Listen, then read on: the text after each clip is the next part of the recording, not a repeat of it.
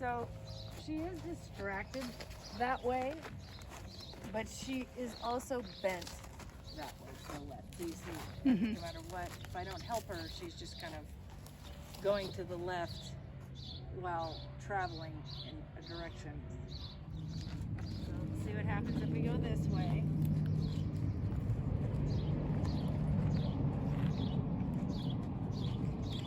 So even though she's carrying her head to the outside, she's getting closer and closer instead of farther away.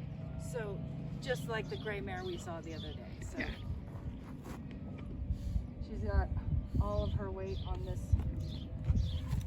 left foreleg, and then this one, the left hind, is always trying to figure out what to do. She's just pushing off the right hind and landing on the left foreleg. First thing that we're going to do to help her with that, so you see how she'll just, if I don't back up, she's going to run away. And she's not doing it to be like violently mean, she's just, help, I'm falling, help, I'm falling.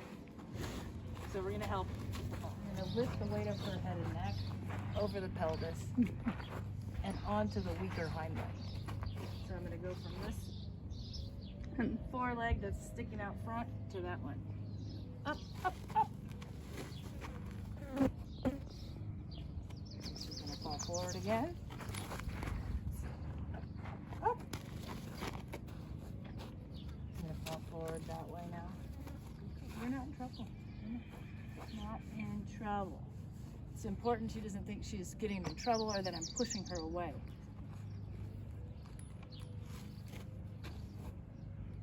Good, that's the one. So it's a little bit of an abrupt feeling because I want her to pick herself up and not just push her back, because if I just push, it'll just compress her spine and throat back. But the reason that produced a change, even though she's completely crooked, is that she stopped, she looked at that hind leg and licked her lips out and hasn't moved forward. So even though she's not in balance truly, she's using the other hind leg enough to not fall forward now. Before she only had one, so she had to do this constantly. You're like, oh God, you move. You move! We're moving. You see those hind legs even drag? Oh yeah. So she has a couple things going on. Ooh.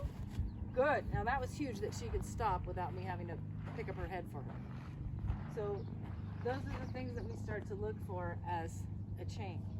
But she is very weak in her back, but the weight of her tail, I think, actually affects her pelvis quite a bit. And I'm actually going to talk to her mom about thinning it, because I think that it needs that for a physical reason, not just because it's a lot of work.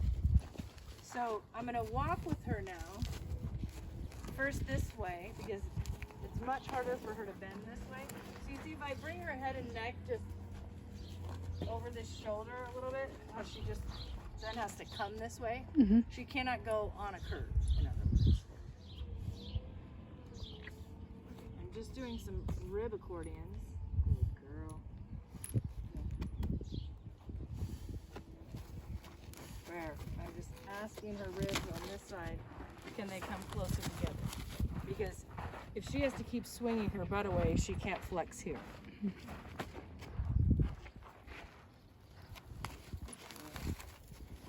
So it's easier for her to move away from that than to just to stretch her body. Good girl. So I'm going to come on this side actually. So I'm going to see if we come to this side. Okay. So she's wanting to look at that horse, so I'm going to take advantage of that. You see how she even had to come back from that. She's that stiff here that she can't bend that way. So I'm going to ask these, can they come a little farther apart? Good girl.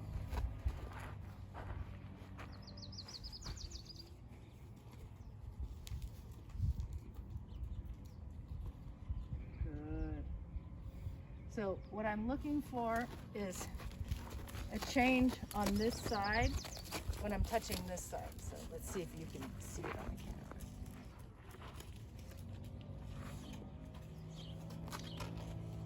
So you're looking at her spine or the right ribs? Here.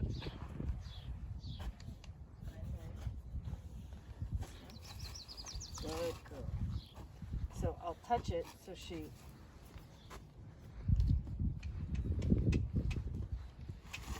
knows what I'm talking about. Good, so she stepped it out wider too, which is a big change because it was always kind of under the midline.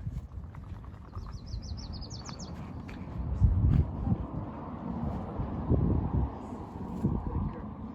So when we depart, it's going to be important that she does not bring her outside fore towards me. So I have to, what I'm going to do is, first I'm just going to walk her forward and see what happens. Then I'm going to show you how to help her with that because she's most likely going to come through this shoulder and just fall this way if I ask her to come forward. That wasn't too bad actually. Good. Okay. So that exceeded my expectations there, so that's a good thing.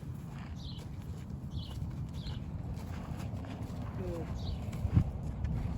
Good. There's a really soft place right here in the shoulder. And the visual is that the stick is a bolt. You know, like that kind of door that, the lock that does that. So I'm inflating the outside shoulder from the inside. So as if this had a bolt that went through her chest and made this pop out. Okay, gotcha. So it should produce a wide step with the outside forward. So we're going to do that again.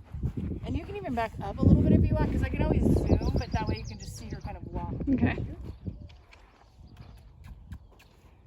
First hind leg is all tweaked, so we're going to fix that. She has no chance of coming forward straight. I know, I'm right, holding this right here.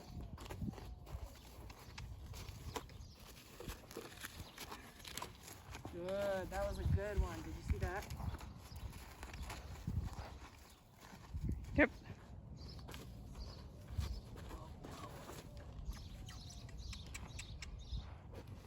So that was just completely falling forward.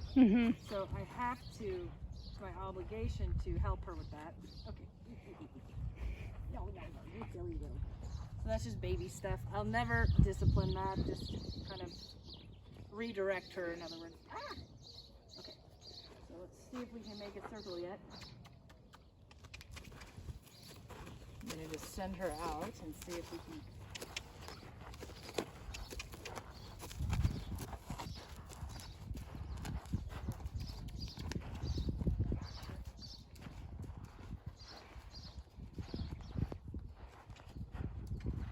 Good girl. So if she starts falling in, at this point I have to go in and kind of save her. So that way where she starts to learn to arrive and halt in some sort of balance so she's not falling forward or her legs aren't completely crooked.